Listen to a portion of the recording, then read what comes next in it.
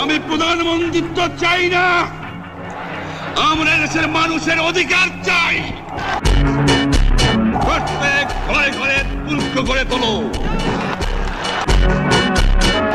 তোমাদের যা কিছু আছে তাই নিয়ে শত্রুর মোকাবেলা করতে হবে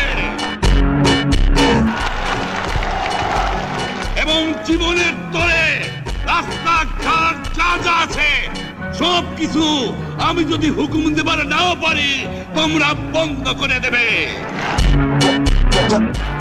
ভালো হবে না। 7 কোটি মানুষকে দাবায় রাখতে পারবো না। আমরা যখন মরতে শিখেছি তখন কেউ আমাদের দবাতে পারবে না। এই দেশের মুক্তি না হবে খাজনা ট্যাক্স বন্ধ করে দেওয়া হলো, কেউ দেবে না।